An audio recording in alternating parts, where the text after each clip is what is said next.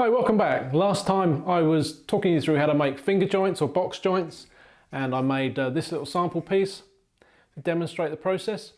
Actually, I said I was going to do two corners from a box, and these are the pieces of the box, and I haven't actually had time to do any of those corners yet. So hopefully before the next episode I'll have done that. But today I'm be telling you how to do dovetail joints. Or at least start telling you about dovetail joints, because as you can see here, there are an awful lot of different styles. And in fact, this is just a limited amount. We're going to start with what's called the through dovetail, which is recognisable by the shape of the tails here, like the tails on a bird, and that's called the tailboard. The smaller tails going the opposite direction here are called the pins, and they're on what's called the pin board. And in the through dovetail, you can see that the tails and the pins go right the way through the opposing components that are being joined together. Now, if you look at these other ones that I've done, you may just be able to spot some little numbers on them. These were my practice pieces when I first started out in woodworking, and I used to give myself a score for each of the joint lines in the dovetail. So they're all through dovetails. Another set of through dovetails are what's called the decorative ones. So here we've got some houndstooth dovetails, another set there. You can see it's slightly more complicated. We've also got ones where we're connecting pieces which have got odd shapes. So one of my boards here is slightly narrow at one end, so we end up with slightly different shape tails on there. And we've got the half blind dovetail where you can see the tails, but if you turn around to the pin board, you can't see any pins or tails on there at all. There's another example of that. We've also got the obtuse angle dovetails, so connecting pieces at something other than 90 degrees, and it's all pretty similar. And then the bevel dovetails, where the two pieces are sloping in towards each other. I don't know how obvious it is to see that on the camera, but both pieces are sloping inwards as well as joining at 90 degrees. That's probably the most difficult of all of them to set out and cut. What people often think is the most difficult, but it is quite difficult, but not as difficult as the bevel ones, are the secret mitre dovetail, or the totally blind, totally hidden, where the pieces go together and all you see is a mitre line on each corner and a joint line right at the edge. So lots of different dovetails. I'm going to be showing you the through dovetail, which is the first one you should really get to know and practice. Now, when I teach dovetailing to a group, it normally lasts for about 2 hours, the lesson. And well, I'm going to try and do this in a few minutes, so hopefully I'll get most of the main points across. And if you've got any questions, please leave them in the comments and I'll try and get back to you by the next lesson. Okay, so I've got these two pieces nicely prepared. The ends are squared off. Let's just show you that, in case you're not familiar with a square. Nice square ends on them, and they're also, the edges are square and the ends are square in that direction. So having prepared your material, you're probably not going to need this square again, but what we will need is a pencil, which you'll think that's quite strange because normally I mark out with a knife, but a sharp pencil for this is fine because we're actually putting lines that we're using to guide ourselves rather than ones that we're going to use as a reference for a chisel. So nice sharp pencil, and it's a soft one as well, so we don't need to dig into the wood too much when we mark it. We'll also need a marking gauge. Well, actually, a wheel marking gauge is fine because it's got a knife edge on it, or a cutting gauge rather than a standard marking gauge because this one's got a knife in it as well. And we're going to be marking across the grain where a knife makes a much nicer mark, whereas a pin on a marking gauge tends to tear the fibres out. Now, a lot of people might tell you that you will need one of my dovetail markers. You don't. They do have advantages. I'll tell you what those are, but you can get away with a square and also a bevel gauge. So why would I suggest a dovetail marking gauge? Well, a decent dovetail marking gauge, like these ones, will give you both a square and it'll also give you the slope angle for your dovetails, all in one tool. So that's why they're handy, that's why I use them. I make mine out of wood, hardwood, because they're used with a pencil or even a pen rather than a knife most of the time. They last really well. What else we need for marking out? I'm going to show you a method where we use some dividers. This is probably the simplest way of marking out without taking any measurements, or without taking any numeric measurements, that is. That's probably all we need. So let's get started with marking out. And I'm going to mark out the tails first, and there's often debate as to whether it's easier to do the pins first or the tails. I generally prefer to do the tails.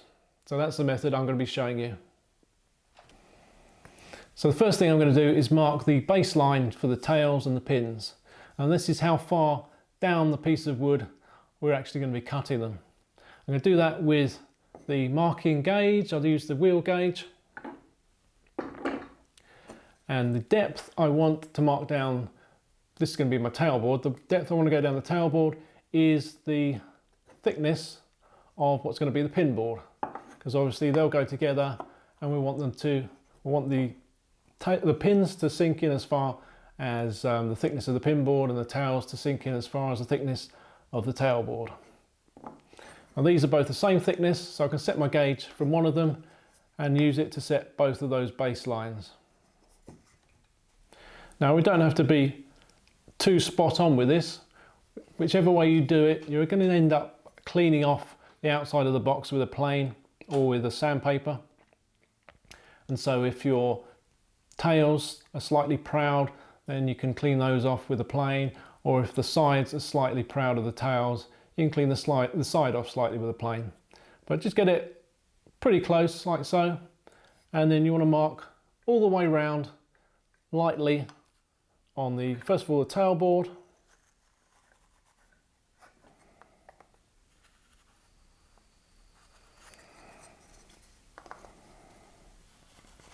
on the pin board. You don't need to mark the two edges. So we'll put the pin board, actually I put a P on it so we know what it is. That's the pin board, that's the tailboard. They're going to go together like so. We can put the pin board away for a moment. On the tailboard we need to mark out the tails. Now take advantage of the tools you've got. So if you've got a vise, clamp your piece in the vise. As you can see, this is a tailboard. This is the end that the joint's going to be on. If I put it in the vise, it's nice and firm. I can do my marking out. I'm going to be using the dividers on there. I don't have to think about holding that piece. It's not going to move. So how am I going to decide where these tails go on our next board? Well, first thing you could do is just guess. And 90% of the time that'll probably work out fine. Guess for one corner of whatever you're making, and then copy that across all the other corners, and it'll look quite uniform. But not always the best way to do things. What I tend to do is decide the slope of angle I'm going to do. On a softwood I'll probably do a 6-in-1, which is this side of my gauge. Our hardwood probably 8-in-1, which is this side. Now we mark the lines on the tails with the gauge, like so. So that's the 6, that's the line I'll be drawing. And as we go across, we can flip the gauge round to do 6-in-1 for both sides of each of the tails. Something that happens when you're doing a dovetail, if I can show you here, let's say that's one of the tails there. There's the tail next to it. That's going to be the waist area. If you suddenly have marked it up, go to your chisels and find you don't have a chisel that's narrow enough to take that piece of waste out. Then you're in real trouble. So, to make sure that doesn't happen, what I do is take my gauge with the right slope, 6 in 1, take the chisel I'm going to use, put the chisel actually onto the gauge line that I've just made on there, so that's the depth it's coming to. Line it up with the edge of the board, move my gauge across, and I'll take that as the end pin. Mark that one in, mark it across the top, and I know that the method I'm going to use is going to make sure that the center pin is wide enough so I can get my chisel in, and I'll show you that now. So let's try and get rid of those marks I've already put on. And we do our marking out or do the dividing on the top of the board, so they're not going to confuse me too much just yet. So I've marked for this pin on this end. Now I'm going to ignore that area completely and just divide the remaining area, so from here across to here, into the number of sections equal to the number of tails I want. I want to have 2 tails on this board, so I want to divide this area here into 2. So my dividers are a little bit too close together at the moment.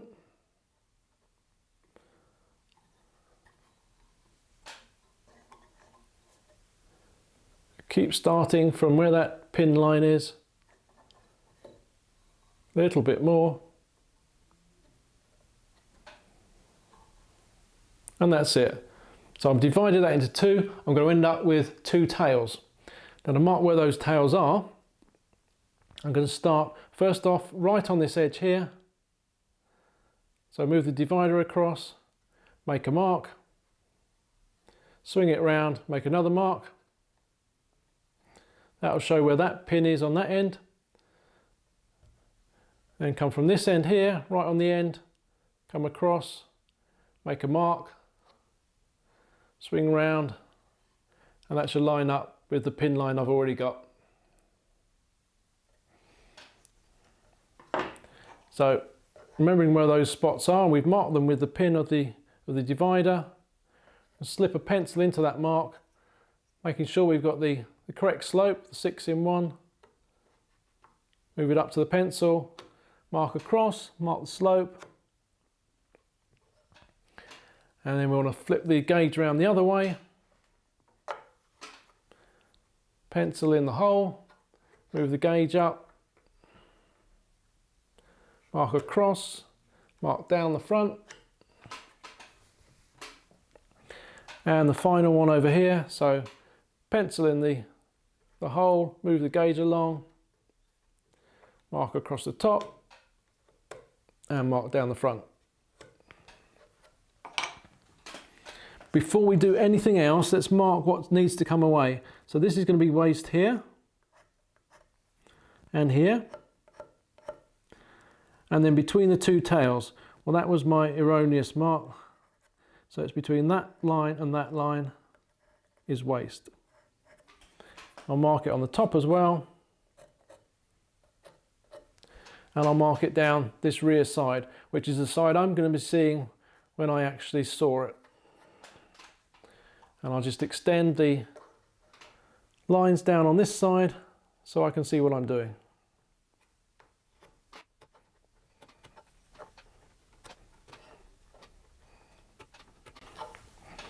So I've got the equivalent lines, slope lines on this side here. I can see them with my saw. What I can't see very clearly is the baseline. So if I come in and just mark close to the baseline with a pencil to show how far down I want to be sawing.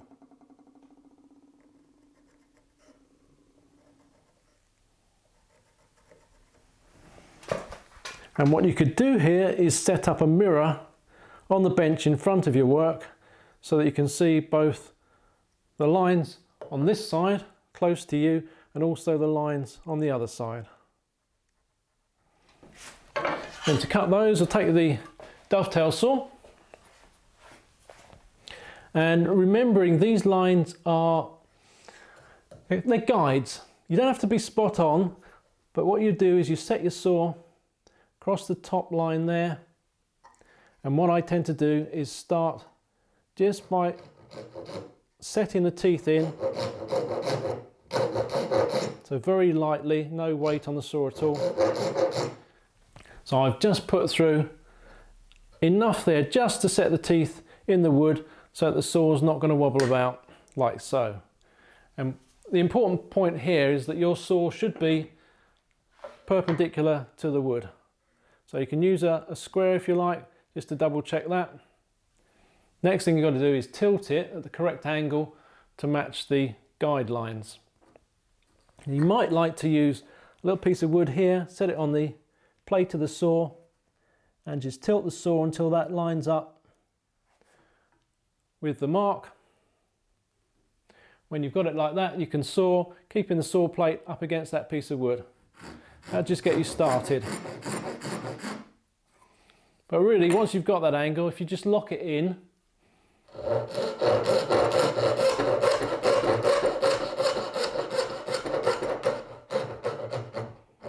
just come down to the gauge line, continue with the other three. Tend to go the ones that are in the same direction, sloping in the same direction, one after the other. So I've set my tooth or teeth, pop that on, line it up, and start. You don't need the block of wood.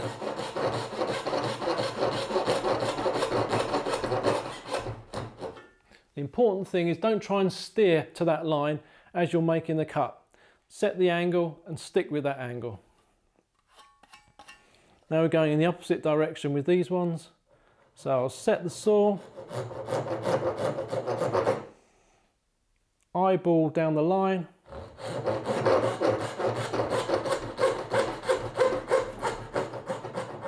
down to the baseline, and the last one.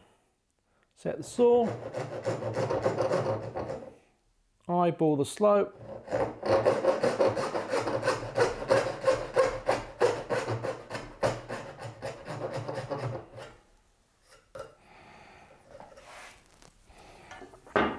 this is quite a pitchy piece of pine. It's grabbing the saw a bit, but it should be fine. And for practicing, don't really worry about what sort of wood you've got. Just make sure you get through a lot of wood, do a lot of cuts, and you'll get really good at that. Cutting these ends off, I think you can see it's relatively easy. We're going to get the saw in from the side to cut those two bits of waste out. But it's this part in the middle between the tails we can't get a normal saw to. But we could use a jeweler's saw, fret saw, even a coping saw in some cases. Come down this slope, work the saw, turn it around and cut across, and we can go across very close to the baseline. So that's one method of getting up close to the baseline. The other method is chopping, and I'll show you that now. In order to chop the waste away between the tails, clamp the work down over the leg of a bench, find your chisel, and there we go. And the immediate thought is, well, let's put the chisel into that gauge line there. That's where we want to cut it, and let's just chop down. If you do that, the bevel on the chisel is going to push the chisel back into the area we don't want to cut, and you're going to find that it gets crushed, and that's one of the problems that I'll show you in another video. So what we're going to do is start a reasonable way in from that line. Just make a slight cut, and then just take that out with the chisel as though you were making a knife wall. Then extend that a little bit deeper.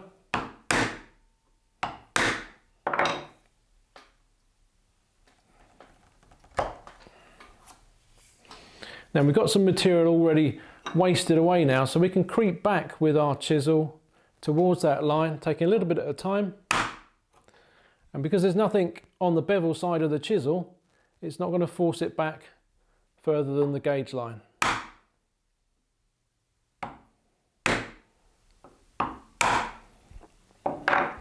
So I'm now within about 1/2 mil of that gauge line. So now I feel quite confident that I could put my chisel in there. But that line's not very deep. We didn't do them very deep in the first place. So what we can do is use square and a knife just to reinforce in the areas that we're going to be taking the waste away. So at that end there, up to the tail, just deepen that a little bit. This area here, and over at this end. We don't want to mark across the actual tails themselves too deeply, because that's just something we're going to have to remove later on when we clean the thing up. I can drop that into the knife line. Be fairly confident that the chisel's not going to jump back into the work we want. So that's given a nice clean line at the base of that waist. And if we just deepen that slot,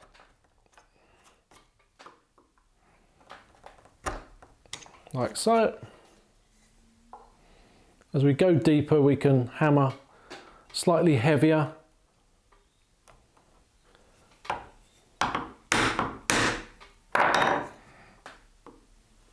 You see, I'm just removing the waist so that there's nothing for my bevel to ride up against and push the chisel back. So I reckon I'm halfway through. I can flip that board over now, work from the other side, and eventually that little piece of waste will become free. So we'll remove a little bit away from the line.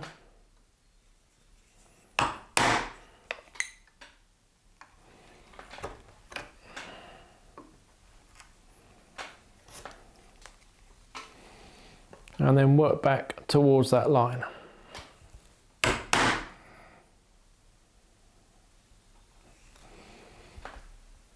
And I can sit that in the knife line now.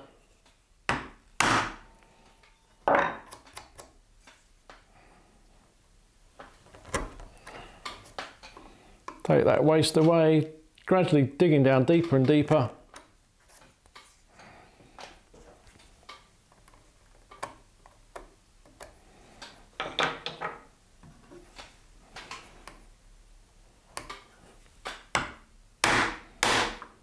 And you see that piece of waste is now free. We push it back in. We should be able to lift it out. And there's just a little bit of tidying up to do in there, which we can attempt to do some of that now. Don't chop all the way through. I always want to come from both sides. And actually undercutting on these is quite good because it means there's never any chance of binding up when you're trying to put the piece together.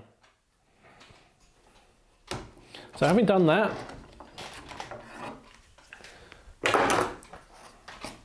we'll cut these edge pieces away. So back in the vise,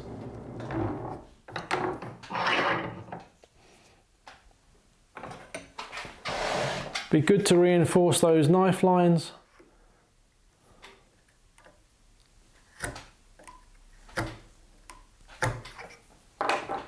Use a chisel just to make a little knife wall, like so. Take your saw,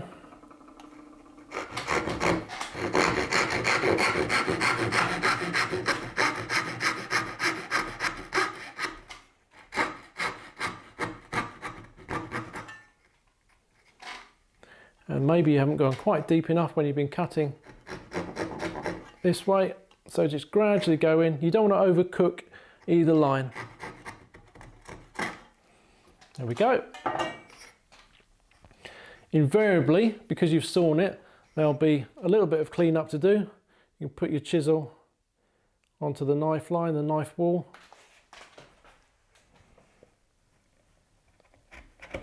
Run that down into the corner. But usually it's pretty good. Same on the other side.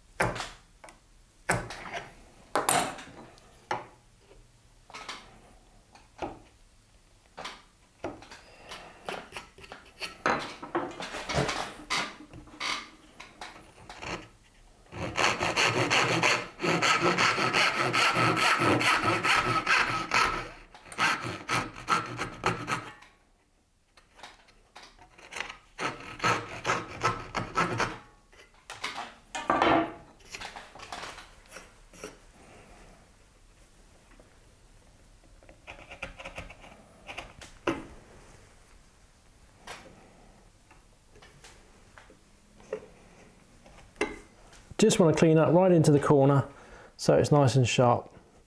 And if you're pushing the chisel this way along with the grain, it's really with just very little pressure, otherwise you could split the wood.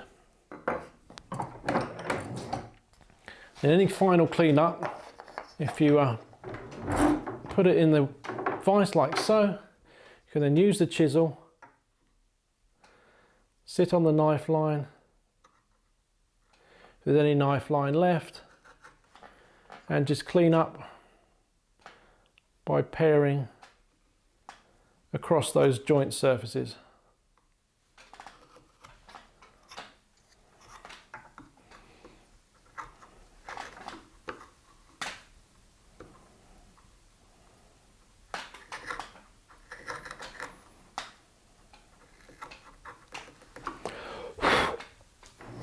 Flip that over.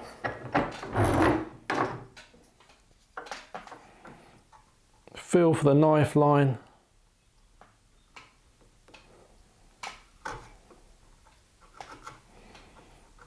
If you tilt the chisel slightly, angle it slightly, you can get right up into the corner there.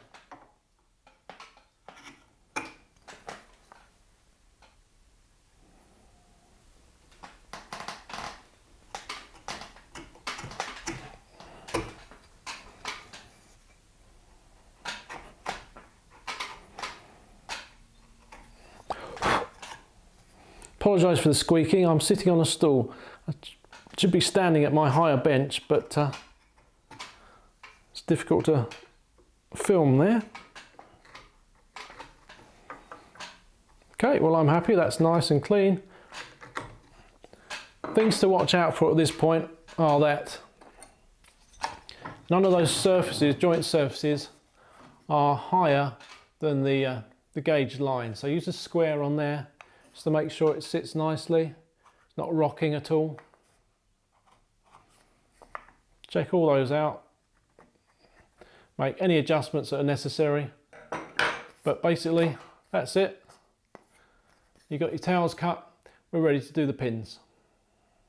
Now the normal trick employed for marking out the pins is to use a plane on its side and use the vise as well. We'll set the pin board, this board here. Well, it's just, that corner is going to go together like this, I think you can see. So keeping it in that orientation, turn it around, put the pin board in the vise and put it down at the same height as the plane.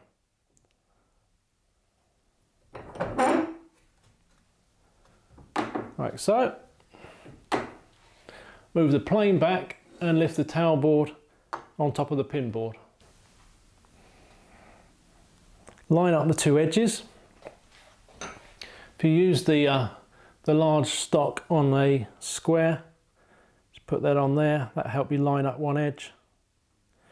And what you want to have is barely, a little bit of light, barely visible along the joint line at the bottom of your tails. If you're having trouble, get yourself a piece of white paper, put that down on the bench underneath. That'll help to reflect the light a lot better. So you can see the barest amount of light just coming through that joint there. Everything's squared up nicely. So if I put some pressure on top of the tailboard, stop anything moving, and get in there with a sharp pencil and mark for the pins. And something important here is the fact that all of this pencil line is what we want to save. We don't want to cut that pencil line away, otherwise the joint's going to be too slack. If I use the square now to mark down straight lines from where those lines are on the top.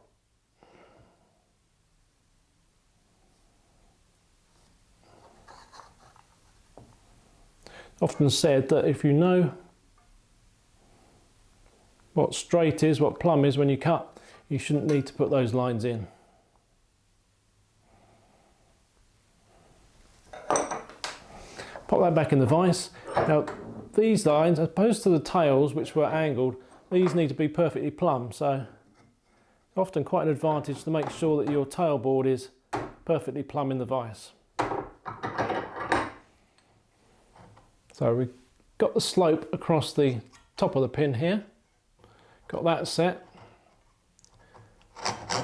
Now we just want to follow this line down here, leaving it.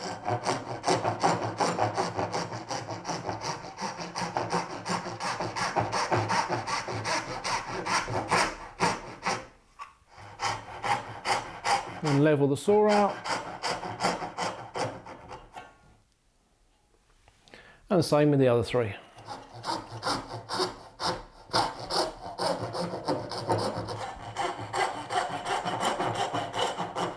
Always trying to remember which side of the line you want to be on.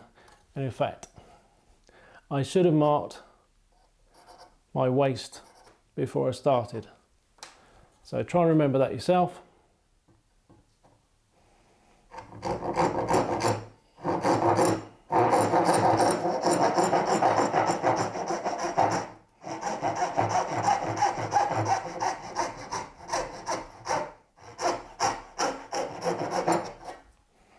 There we go. Now on this occasion, we're removing quite a lot of material, and my preferred method actually for removing material is to use a jeweler's saw. So we'll drop that down, and I'll just, with it moving but not at the bottom of the cut, I'll start to turn it round. So it's now cutting horizontally. Now I'll just make my way across. And bear in mind that because of the angles on the top there, we'll need to change the position of this saw so we don't cut in areas we don't want to cut.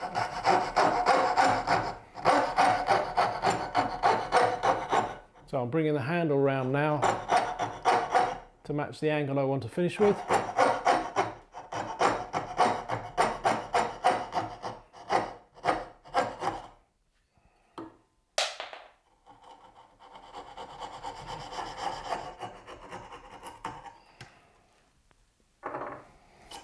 I clamp it again on the bench top, and now you want a chisel which is almost as wide as the narrowest part of the gap between the pins. I actually saw them quite close there. In fact, I probably saw them close enough to be able to chop right on those lines. I normally leave enough so that I can gradually work my way back. In fact, there maybe I should come down first of all. Just pare a little bit away.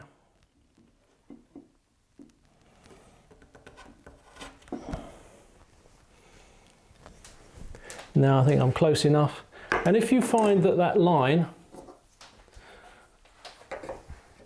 that gauge line isn't as deep as you might like to rest your chisel in, again you can reinforce that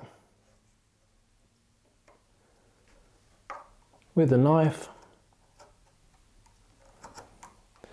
And if you set the chisel in the middle, then no matter what happens, you shouldn't cause any problem on the far side. About halfway down. If you've got a wide chisel, you should find that what's left to do is easy enough just to pare.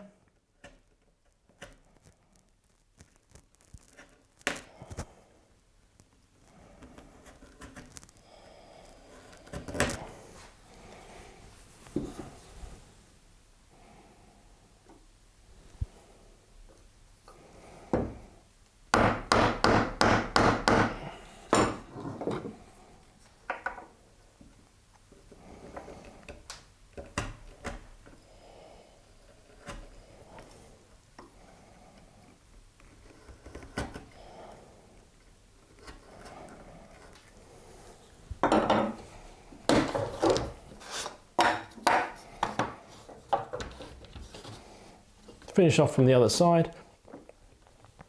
And of course from this side now, that's why we need the chisel that's as narrow as this one is, because it needs to fit through this gap.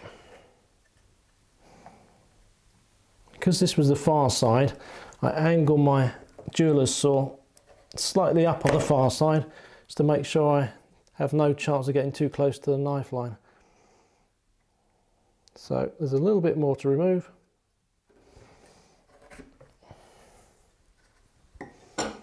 And although I can barely see them, I bet you can't see this knife line at all, so I'll just pop that in.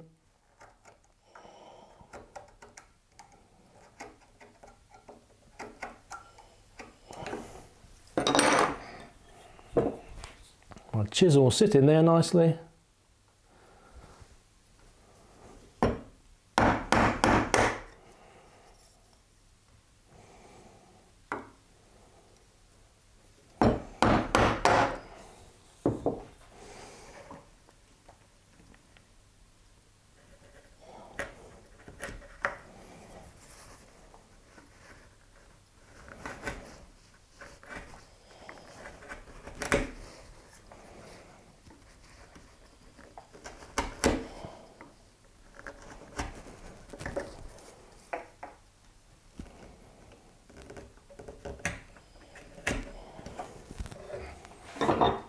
Once I get to that point, I would put it vertically in the vise just to give a final clean up before we're ready to assemble.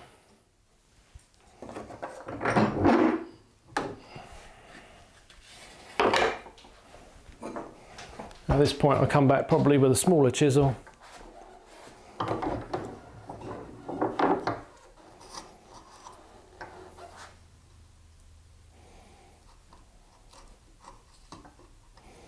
Just cleaning those corners up.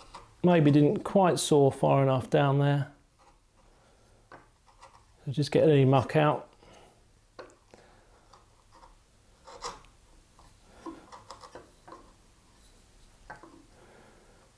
Now the way we sawed, or we've sawn, now the way we've sawn up to the line but not taking any of the line away means that this is probably going to be quite snug fit. Just clear some of these little tags away.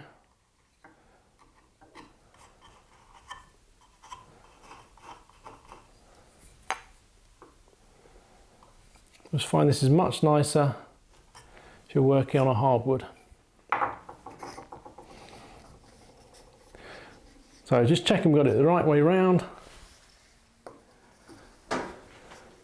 Try the tails on there. That's a lovely fit.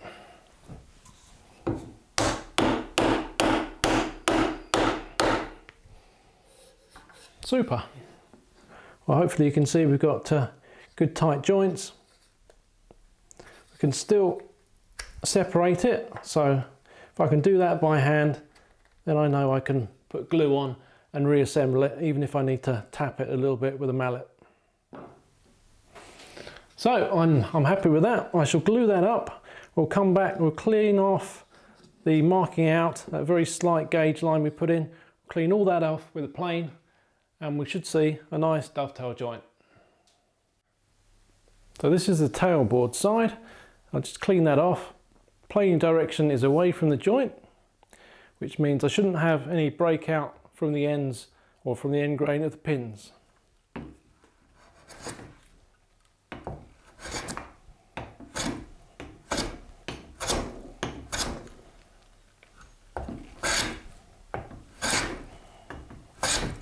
I just want to take enough off to get rid of the gauge mark that I made and also the pencil mark where I did those demonstrations.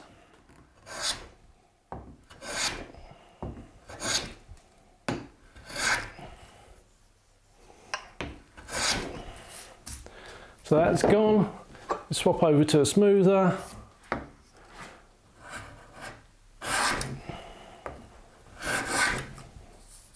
Super. Now, for the pin board, the planing direction again is away from the joint. That's lucky, Just makes it a little bit easier.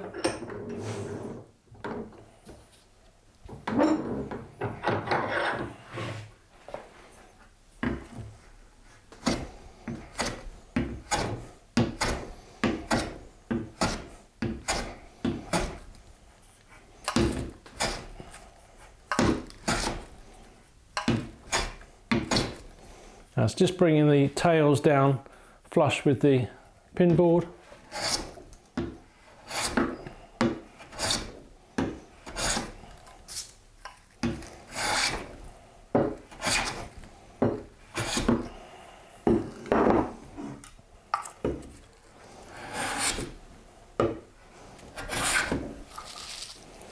There we go.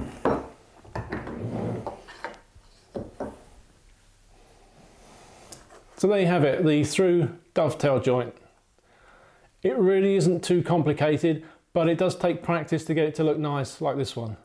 So do some practice, get yourself a piece of wood, flatten it, square it, thickness it, and then start making joints. Make a joint like this, cut it off here, make it again, do that half a dozen times, and you really should be seeing some progress.